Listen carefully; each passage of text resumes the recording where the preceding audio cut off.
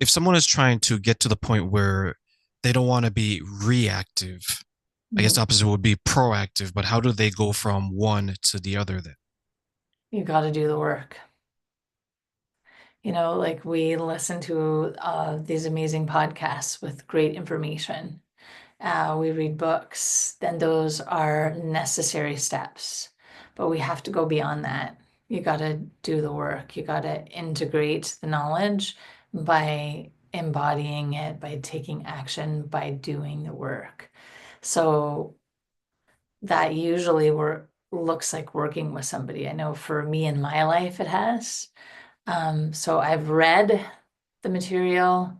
I've listened ad nauseum to amazing podcasts and other professionals speak because the more that you listen, the more that that becomes integrated and wired into your brain, and you're receiving the knowledge in different ways. And then I've worked with countless different people as well with varying approaches to help me create different shifts because we store the behaviors, the reactions, the patterns in our fields, our energetic fields. We store it in our physical being, in our bodies. We store it, in our brains. Like it's it's really complicated. It can be if the pattern is really embedded, if it's really, really deep, and you're feeling frustrated, and you're doing a lot of work around it. It's usually like not something that you just created yourself in this lifetime. It's usually probably it goes back generations, and is probably even a part of the collective. So it is really, really interesting when we do work on ourselves, how many different areas that can affect our lives and in which way that affects our family and the collective as a whole. I remember the first time I started to read about and have conversations about the generational, let's say, trauma or the issues from previous generations that impacts our mental health. And I always found it very interesting because you can, at least from my perspective, you can kind of pinpoint and connect certain things. So, for example, there's a time where I would be watching a movie and it didn't matter what type of movie it was. If there's a scene where someone, let's say, was getting like bullied, it would impact me. And growing up, I didn't understand why until I went through bullying, right?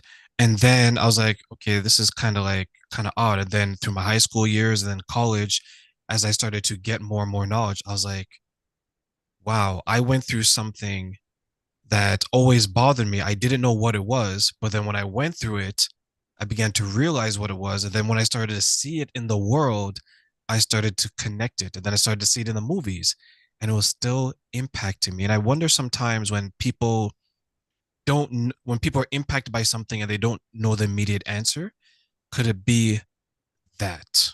What are your thoughts?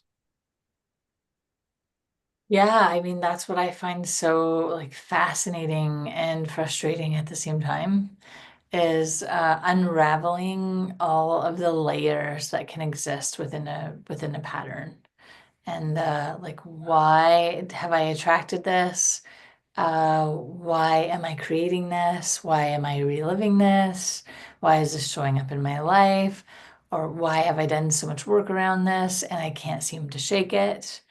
Um, it is really, really fascinating as I dive deeper into exploring those patterns, those questions, and those answers. Like, what is there?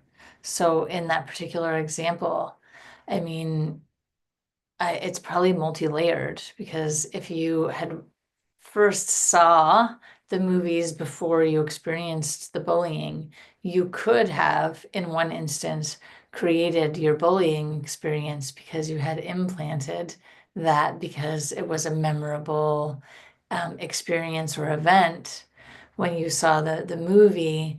How we create wiring in our brain is we witness an incident and there's high emotion around that experience, and that creates a pattern. That starts to create the pattern.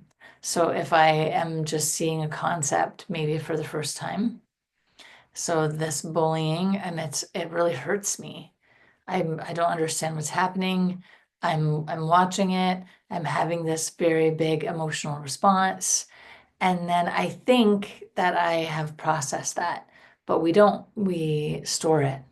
And once you start storing something in your subconscious, and then that is where we're creating a lot of the experiences that we have unknowingly, because certainly I think probably most people wouldn't consciously choose to have the experience of being bullied, but because you subconsciously stored that information, and then you start to energetically match to it unknowingly, and that calls in that experience.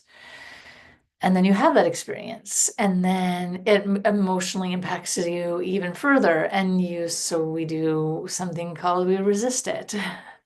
And we try to push it away and we push it away, but we're infusing it with more of our emotion at the same time as we're trying to put it away, and we are experiencing more of it.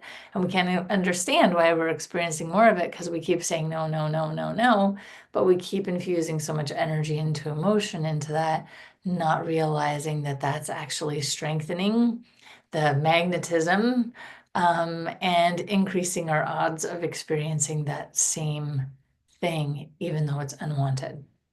So that's one scenario. Another scenario is that is part of your lineage, and so when you see it, you recognize something that is familiar, and that engages or ignites that pattern, sort of like epigenetics. There are a lot of different experiences that are dormant within your cells, and so our actual lived experiences brings those dormant experiences to life based on our environment or experiences.